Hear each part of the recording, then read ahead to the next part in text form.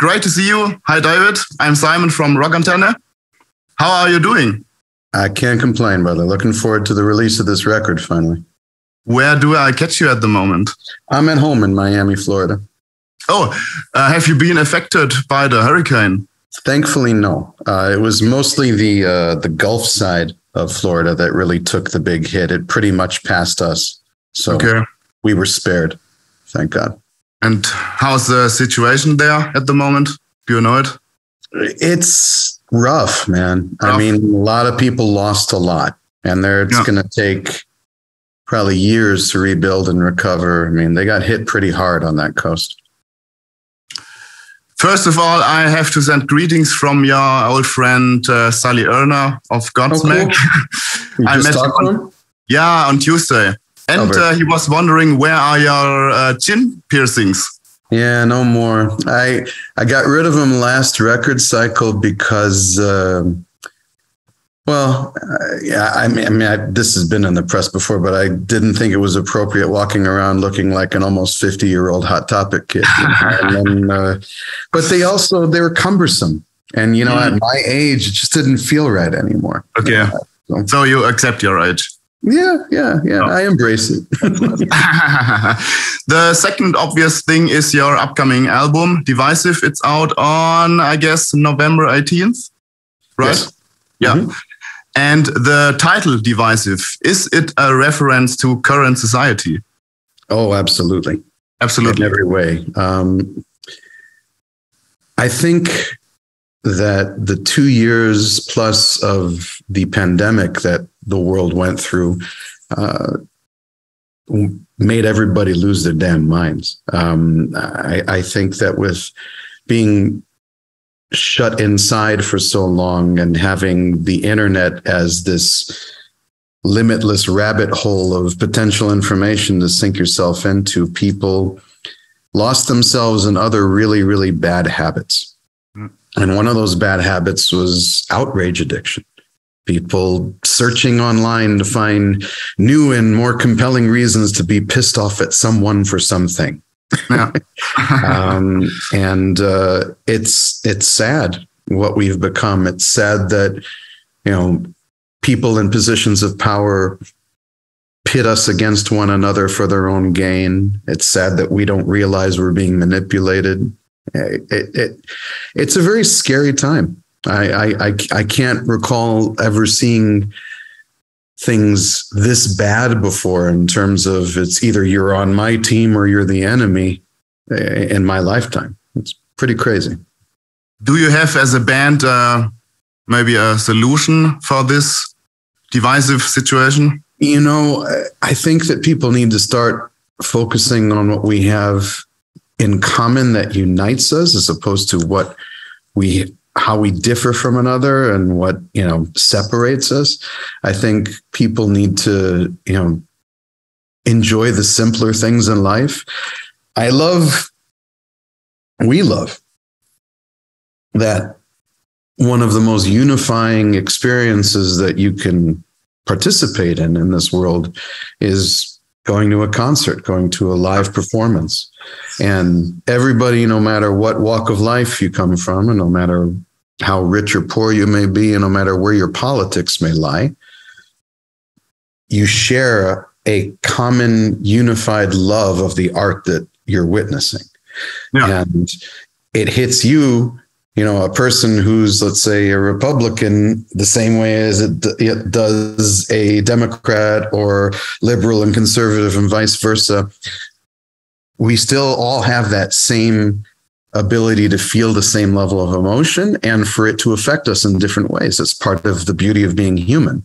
I'm not, we don't have any delusions of grandeur. We know that we're not, like Bill and Ted's Excellent Adventure. We're not wild stallions and our music is going to save the world or anything like that. But yeah. I think, I wish it could. I think that people need a good, stern reality check and for people to recognize we've gone way, way, way too far with this. But in general, you're optimistic that sometimes the humanity gets together again. I don't necessarily have the highest level of optimism, I hope. Like I said, I've never seen it this bad. And we don't do anything to inhibit its growth. We feed it over and over and over again. We can't help ourselves. So I don't know. I worry for the world that my son is going in, that he has to grow up in. I truly do. He has challenges that I never would have dreamt of growing up myself. So let's focus now on the positive things, the new album. I got it yesterday, so I heard it around 3 times, 4 times, and I have to say it's maybe the best of Disturbed. Oh, wow. Because it's so heavy again. Yeah, we were dying to go back to our roots, and it was fun doing it.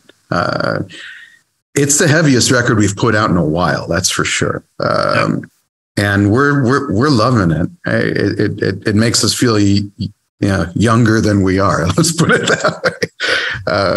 It was we're very, very happy with it, and hopefully everybody gets what they've been looking for from it. I think so, yeah. In the last interview you did with Rock Antenne, you said this sentence: "We're just old, broken rock warriors." Do you want to cancel this statement now? Oh, we're still old and broken. We just keep getting rebuilt over and over again. It's the mileage, brother. The mileage on the chassis is significant. At 50 years of age, I'll be 50 in March of next year. The mileage is ridiculous in terms of the life that we've led. You know what I mean?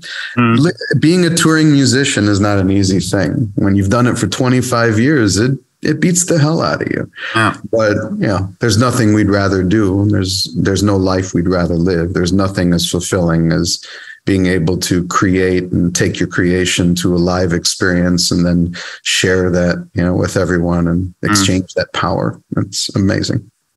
But the harder stuff on the new record, is it also a service to your older fans who maybe missed the harder stuff the last years? We've definitely heard them calling, and asking.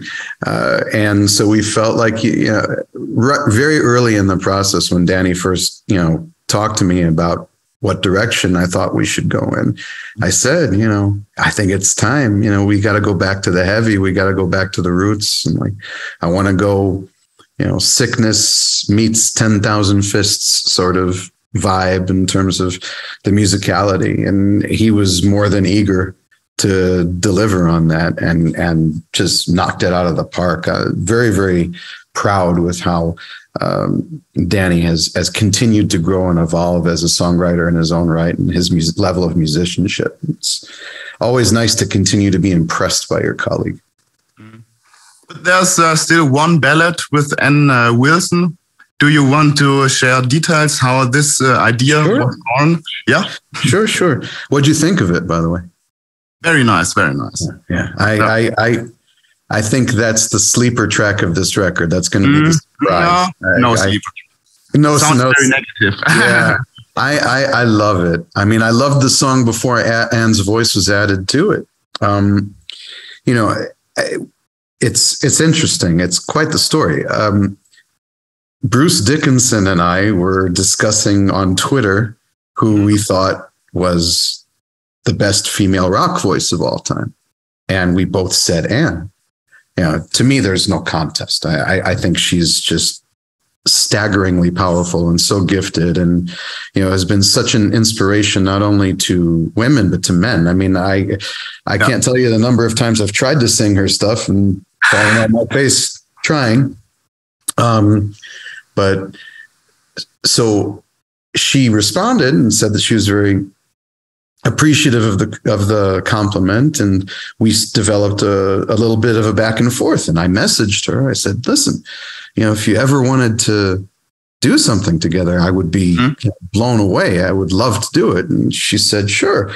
So when we were in the studio, this, I guess you could call it a ballad, came out at the tail end of the process. It was one of the last things we worked on. Danny had the idea for it musically, but I was struggling to find the right melody and the right rhythm that would work for me.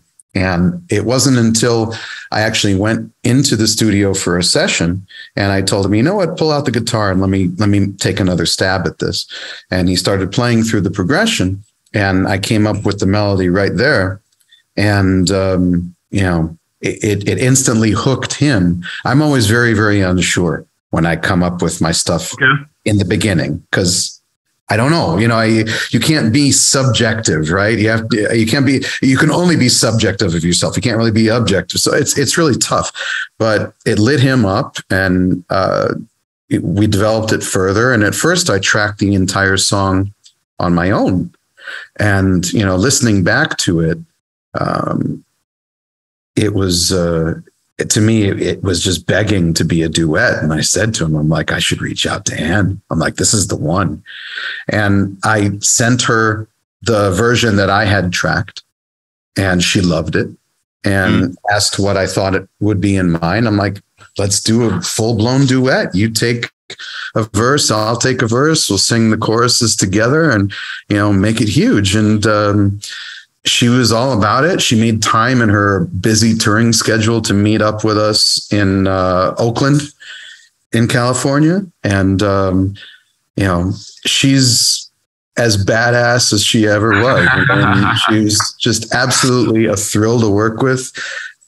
Talent for days, no drama whatsoever, just totally pro, and allowed me to work on a change in the melody with her, and I helped coach her through everything, and it was just such a humbling experience to be able to work with someone like her. I mean, she's just really someone that I personally have looked up to, so it was really amazing. And then to hear how it came out, I couldn't be happier. I mean, our voices sound beautiful together. So thank God. Did you meet before?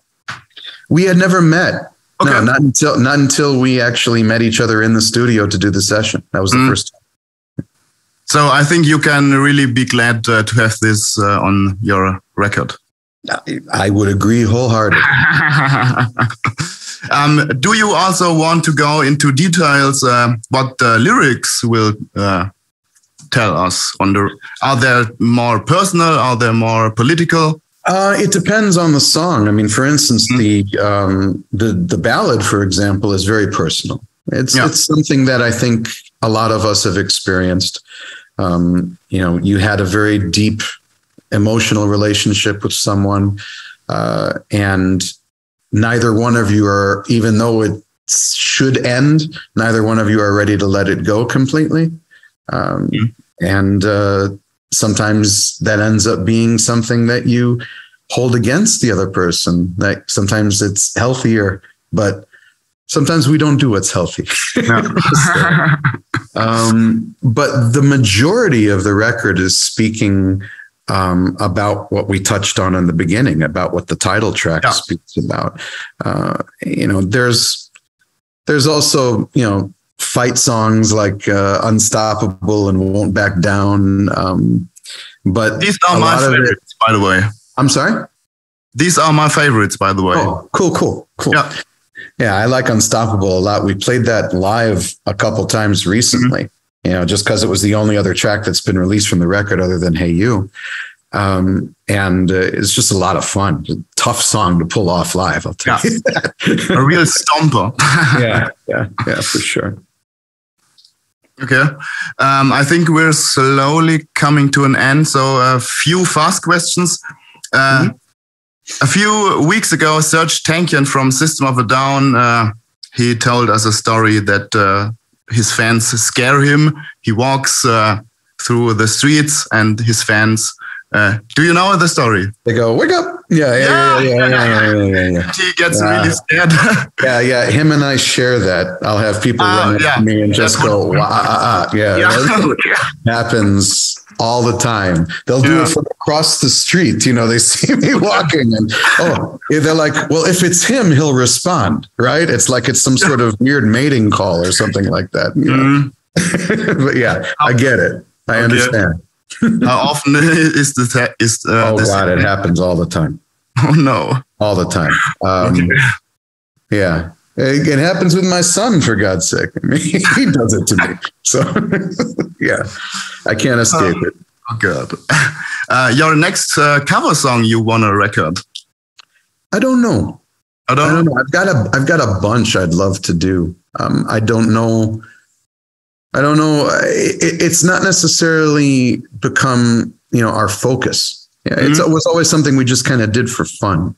And it's almost that in the era post the Sound of Silence cover that it's become so daunting, because now, what's going to measure up to that? I don't know that anything will. Yeah. So for this record in particular, we decided not to do one at all and just let the original material speak. Yeah. You always paid tribute also to Pantera. What do you think of the reunion? Oh, I can't wait. You can't wait? Okay. I'm going to go see it. I mean, look, there's an entire generation of fans of the music that never got the chance to see it played live. They deserve that opportunity. And I couldn't think of any two guys who are more appropriate and skilled to fill the shoes of the brothers, than Charlie and Zach. I mean, I think that was the respectful and smart way to go. Charlie was very, very close with Finney, very close with the Pantera camp. I mean, Zach, basically, it used to be Zach and the Pantera guys in the dressing room backstage on Ozfest that we'd always be hanging with all the time anyway. Okay. He was one of the closest guys to them as well. It's never going to be the same as Vinny and Dime. That's something we've lost forever, and we have to recognize that, But I think that this will be a great way to tribute all that they've accomplished. So you also will go to a concert? Oh, absolutely. But when do you go to a Disturbed concert? Maybe in Europe? We are trying to finalize things for a plan for next year. Okay. Summer, spring, autumn? Hopefully the spring. Spring. Oh, okay. So, yeah. I'm sure you should be hearing some. Yeah, you should be hearing some announcements relatively soon, I would imagine. Okay. So we also, we have to wait a few days. Yeah, a little bit. I have to wait too. I have to wait till it gets warm over there so I don't have to deal with the crazy level of cold. Yeah, now it's so cold. It's horrible. You don't want to live here. Oh, I'm good. So, David, thanks for your time. Appreciate it, brother. Have a nice day, evening. Day. You too. You too. It's day still. Okay.